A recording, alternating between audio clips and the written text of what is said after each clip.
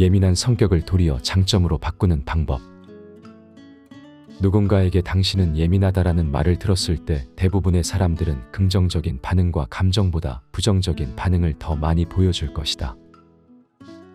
예민하다라는 말의 사전적 의미를 찾아보면 무엇인가를 느끼는 능력이나 분석하고 판단하는 능력이 빠르고 뛰어나다. 자극에 대한 반응이나 감각이 지나치게 날카롭다.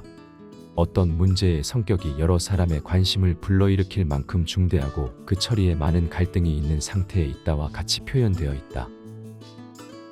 그런데 세 가지 의미 중 무엇인가를 느끼는 능력이나 분석하는 능력이 빠르고 뛰어나다라는 것은 분명히 긍정적인 의미인데 우리는 대체로 예민하다라는 말을 들으면 칭찬으로 받아들이지 않고 부정적으로 받아들이는 경향이 있다.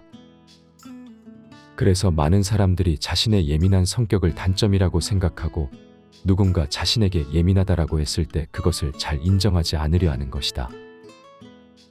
하지만 예민하다라는 것을 긍정적으로 생각해보자.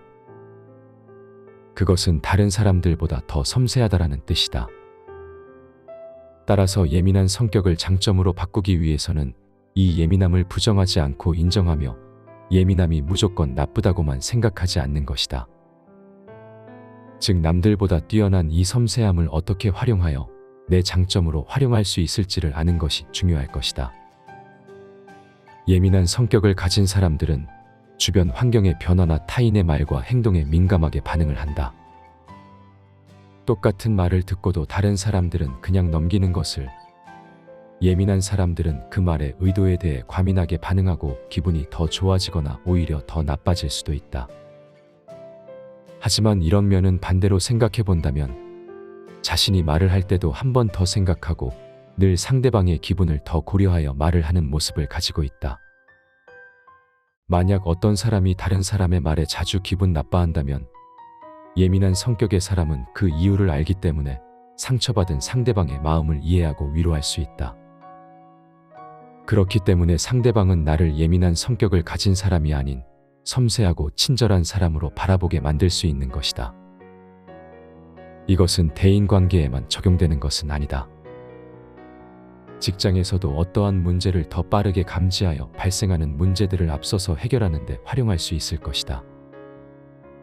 그것은 팀원과의 협력이 될 수도 있고 세심한 관리 능력을 활용해 세부 사항을 놓치지 않고 관리하는 능력이 될 수도 있을 것이다.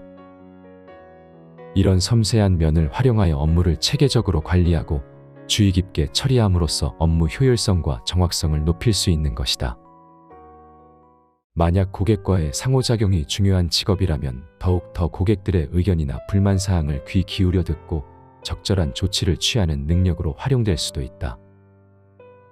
또한 어떠한 상황이든 그냥 무심코 넘겨버리지 않기 때문에 다른 사람들이 생각하지 못하는 새로운 모습을 발견해낼 수도 있는 것이다.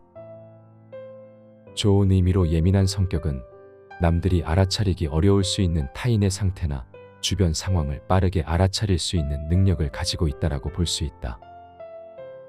이러한 능력은 노력해서 가질 수 있다기보다 그 사람의 타고난 기질이라고 할 수 있다.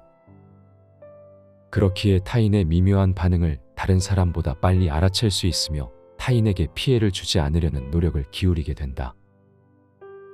이렇듯 예민한 성격인 자신을 그 자체로 인정하고 도리어 그 섬세함을 장점으로 활용한다면 그것은 나의 가장 큰 무기가 될 수 있을 것이다.